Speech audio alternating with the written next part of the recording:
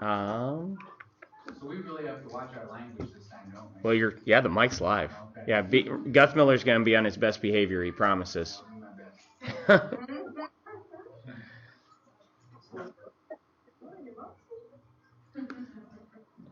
So hopefully everybody can hear me. All the other mics are muted at this time. If you need anything, I can unmute Caitlin or Anna or anybody else. So if you need anything, just put it over in the chat section. We will. I at my desktop here.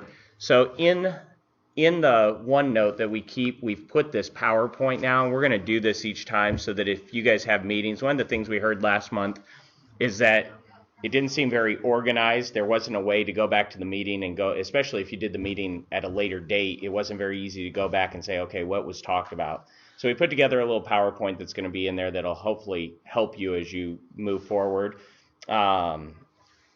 The other thing that I'm going to mention here is that one of the suggestions after the last meeting was just to keep a parking lot of questions, and we kind of talked about it. A lot of people like putting those questions in chat, which is perfectly fine. If you want to add those questions to the chat on the meeting, we're going to take those and move those over to the OneNote notebook, and then I'll answer those questions. Some people were a little concerned last time that questions were answered during the presentation and then the same questions came up afterwards. So we'll get back to those questions, and I'll send out an email tomorrow or Thursday with the answers to all those questions so that you have them in writing as well.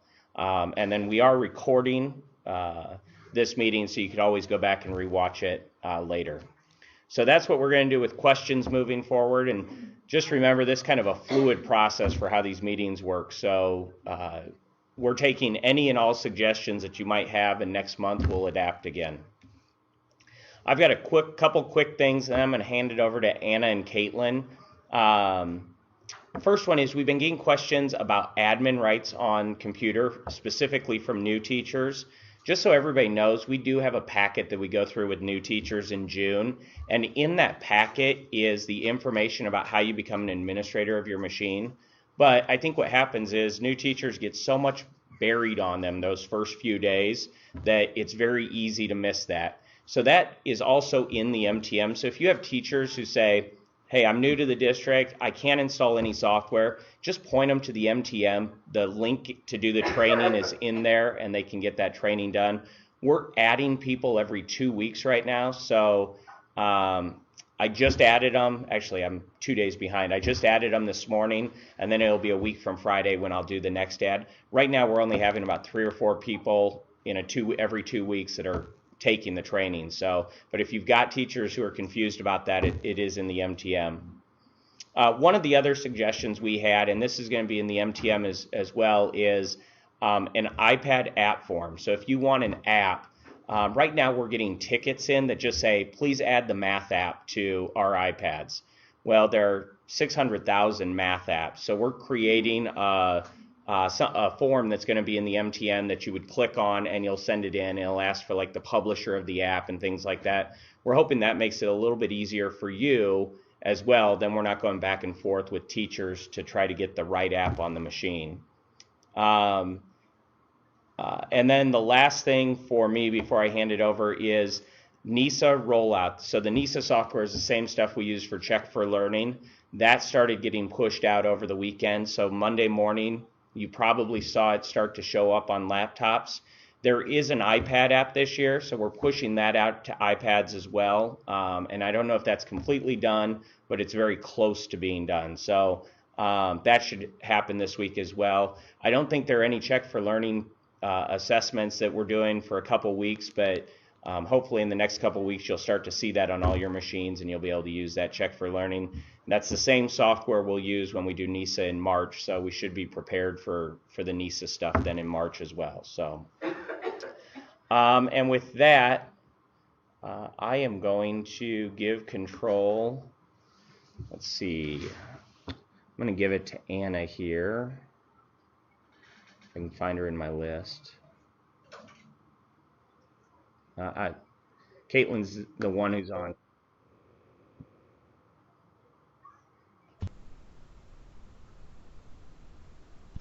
All right, can you hear us? Okay. Yep, we can hear you. Excellent. Okay, thanks, Bill. So one of the first things that we wanted to talk about was closing and reopening OneNote notebooks. So I just went to my OneNote desktop, and I know it's my OneNote desktop because my icon is down here on my taskbar. If it was OneNote Online, it would say OneNote Online right here, and I would see the website. So what we've noticed is that every once in a while there are some synchronization issues. So for example, you can tell right here in first grade and second grade there are sync errors, and I know that because it has the little warning sign with an exclamation point. You may even see one that has a red X on it, and what that means is that whoever was the last one to make edits, there was a sync error. So to get the latest current one, and this is important because the curriculum documents are here, so if you're having that synchronization error, that means that you're not able to see the latest version. So to resolve that, if you just hover on the title of it and then right click, you'll see the option to close this notebook. So I'm going to close that notebook, and it'll give you this message that it hasn't synced all the changes. In this one, this is the second grade notebook, and I haven't made any changes, so that's fine. I can click OK. If you were the last one to make changes, you would want to make sure that that you have that saved before you sync. But this one, I only have read-only anyway, so I'm going to click OK. And now if I want to reopen that notebook, I can click on the title and scroll all the way to the very bottom to open other notebooks.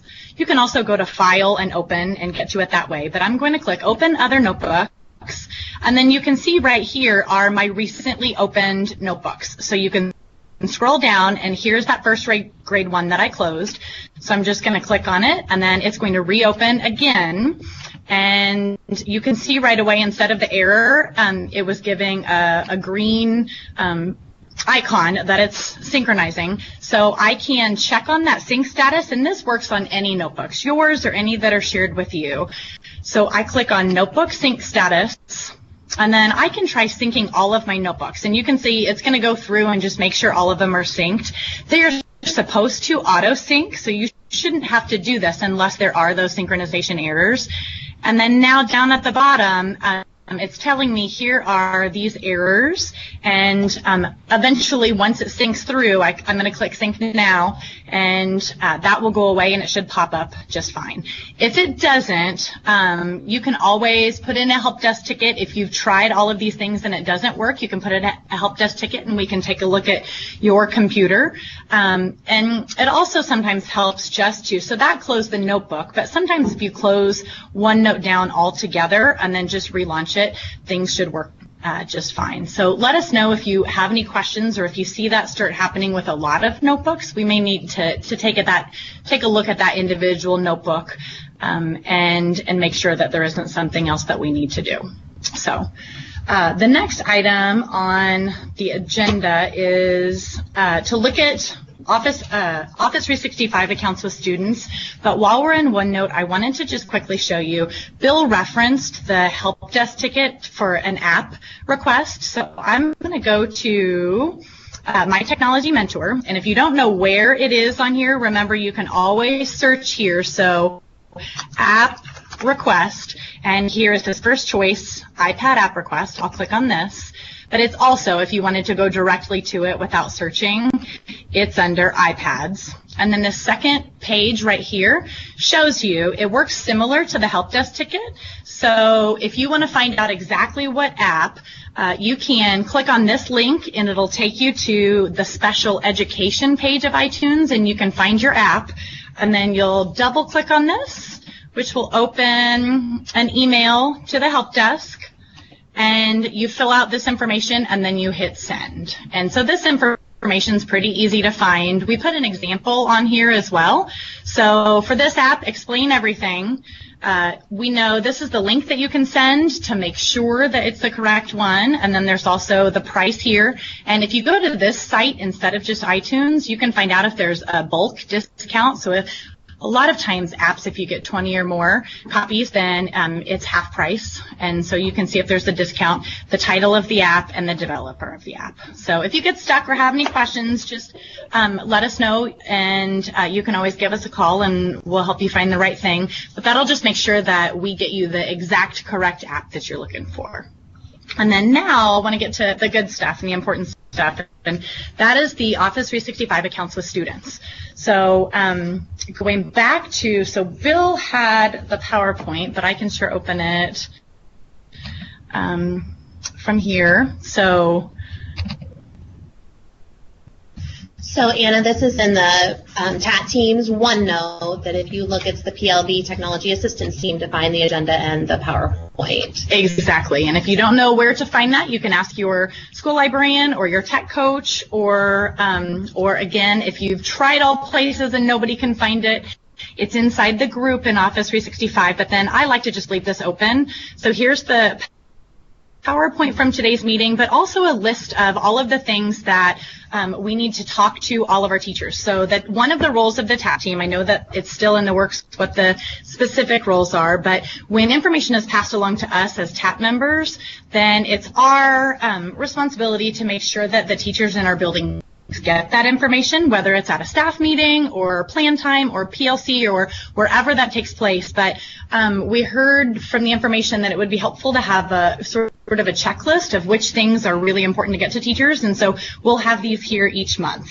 So I'll go ahead and pass it along to Caitlin, and we're going to show you how to get logged on to a student account in Office 365. Every student in the district actually has an account, even elementary teachers. So if you haven't used it yet with your students but are interested in doing so, we're going to show you how that can work today, and what you need to do before you get that going in your classroom. Okay, so I'm going to go ahead and jump on over to the login screen. Actually, let's go ahead and log in.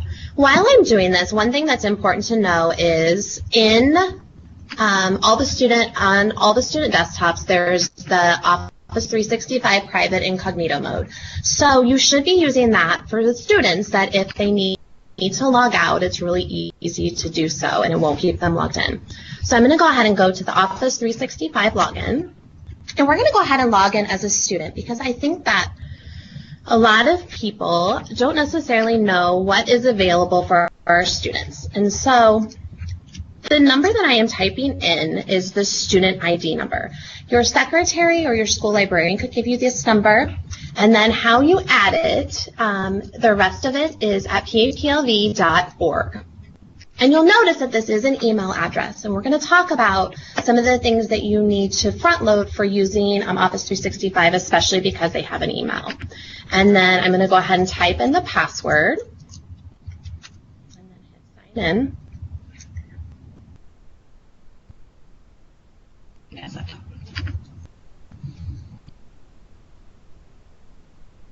And so once I've signed in as a student, you'll notice that they have almost every online app that we have. They have email, they have online OneNote, they have online Word, PowerPoint, they have a OneDrive to save into. So all of these features are available for every student K-6.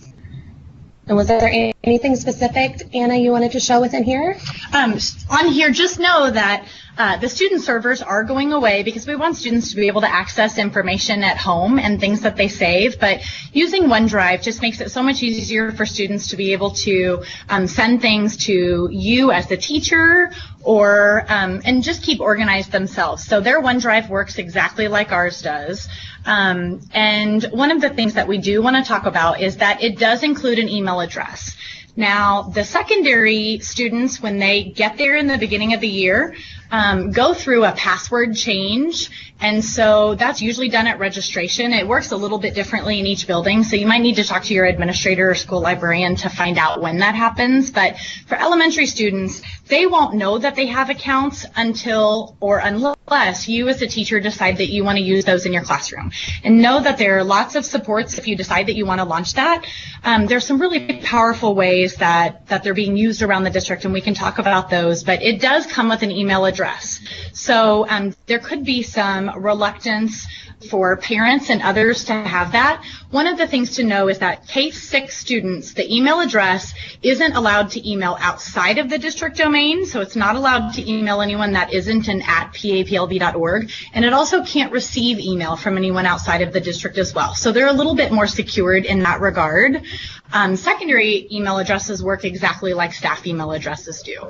So because of that, it's really important to front load that information and let parents know. So if you are going to launch that, especially as an elementary teacher, be sure that you let your principal know that you're doing that. But then we have already created some language that you can send to parents about the accounts.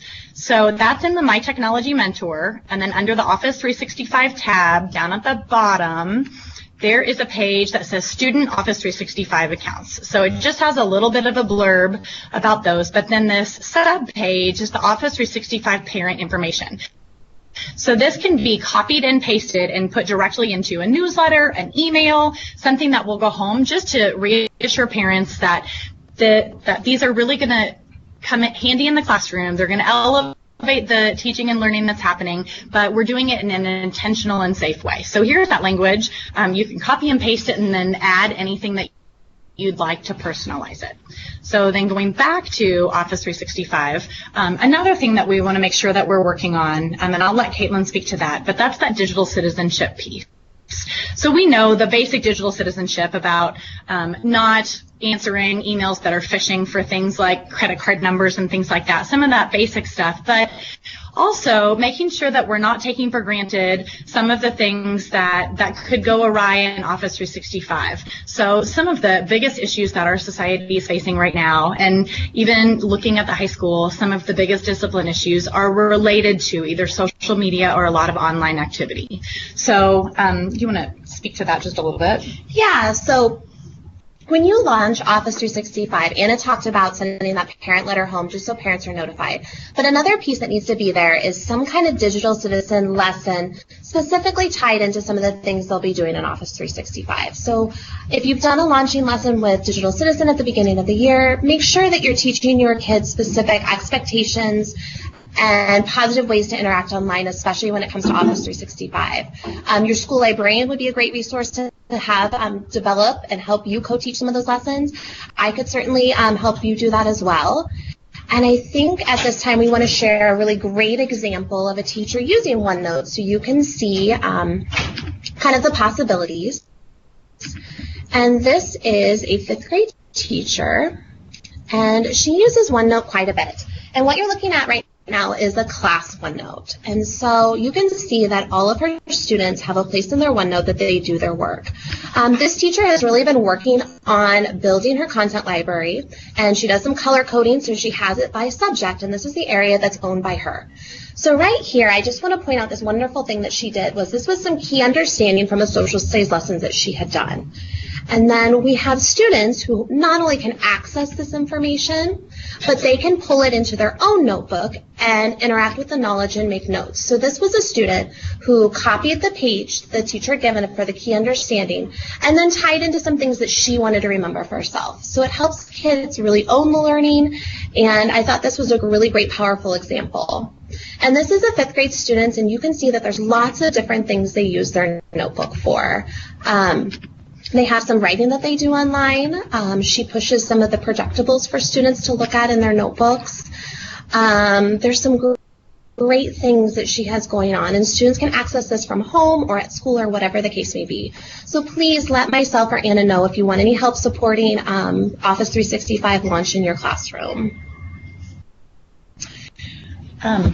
And that's really it at this point. So this is OneNote Notebook, and the intention was not to show you how to use this app, but just to show you that this is one of many examples of ways that it's being used in really cool ways in the classroom. We have a lot of great secondary examples too. And so if you ever want to know the kinds of things, it really just can, at the most basic level, make things a lot simpler for you to organize your information. You can put PowerPoints and websites and videos and audio and a lot of different kinds of things inside of here, but This way, students don't necessarily have to turn things into you. They don't have to email things to you. They just build it within their notebook, and you have access to that, but they don't see each other's. So it's a way to save some time, but then in its best case, it really does elevate the learning that's happening in that classroom. And so one thing I'm curious about, I know Anna and I are not just the sole experts, that a lot of you have been using this in your classroom. I wonder at this point, since we have a couple extra minutes, if you'd want to add some, maybe if you've used Office 365 in your classroom, what are some things you've learned, some tips, some tricks to maybe put that in the chat side of things to go ahead and share out to the TAT members, what you really think is going well? Caitlin, as people add those, I just want to mention one piece here, and I'm going to mute you because I'm getting some feedback. One of the things that we hear is that, well, we don't have enough computers for everybody to have access. One of the great things about the Office 365 pieces is that if students have their own devices, and I know this might pertain more to the secondaries, but if they do, we get 5 free copies of Office for everybody, for every account that we have. So if you have a student who does have a device, or their parents are sending something home, they can download 5 free copies of Office. So the parents get that as well as the student can use that and come in and use Office here in the district. Okay, Caitlin, I'm unmuting you again.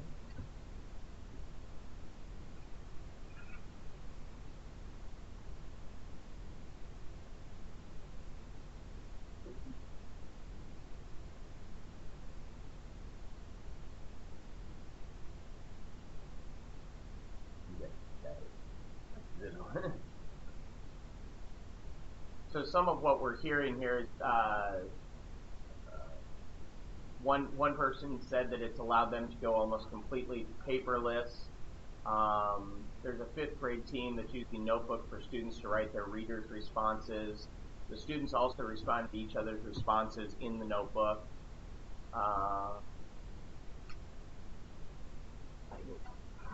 Sorry, Dr. Rodenberg, I was kind of far away from the mic. Walnut Creek teacher who's using OneNote to make school newspaper. This can also be a tool to communicate home with parents. You can share you can share a page out, or you can email a page so parents would have access to see what you're doing in there.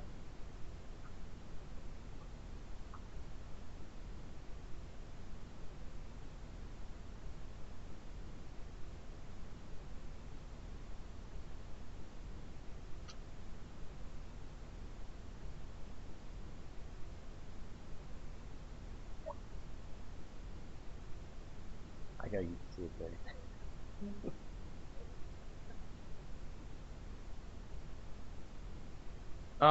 With that, I think as people are doing that, we'll also just see if there are any questions that have come up from buildings, anything that we need to answer. We've got just a few minutes left, so if there are things that are happening in your buildings that we haven't addressed, now would be the time to try to get those to us. We did go through tickets. We're still seeing people enter tickets about the projector lag. That's still something we're working on. In fact, the Taste of Technology is going to be on projector lag, just to remind people that we're still working on that.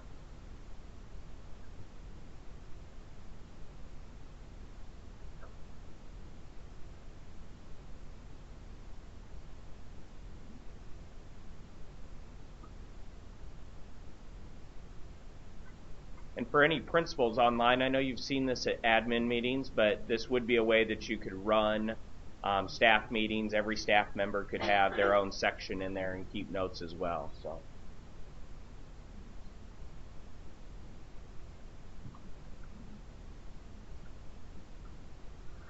Caitlin, Anna, anything else?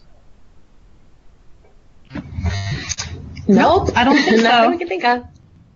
All right. Well, again, if anybody has items that they want Caitlin or Anna to come out and show their teachers this, one of the reasons we brought this up today is because we've got a lot of teachers who don't know that this is available. So we're more than happy to help get this out there and do whatever we can. So thanks, everybody. One other quick thing. Yeah.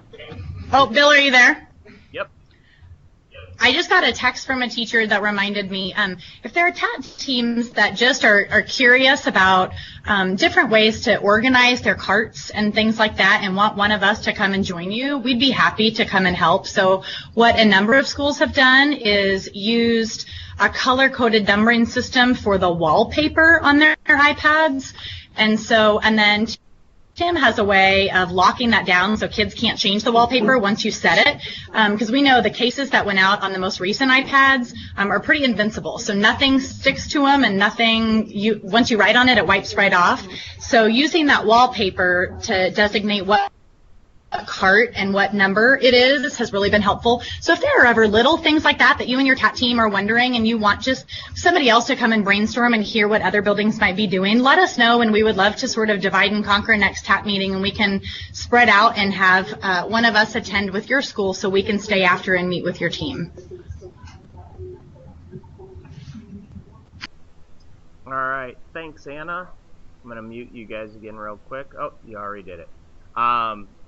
Seeing nothing else in the chat, I'm going to go ahead and end this. I will get the recording out there, if not tonight, tomorrow sometime, and just send it out to everybody in case there's anything you missed. You can go back and rewatch it. So, thanks, everybody.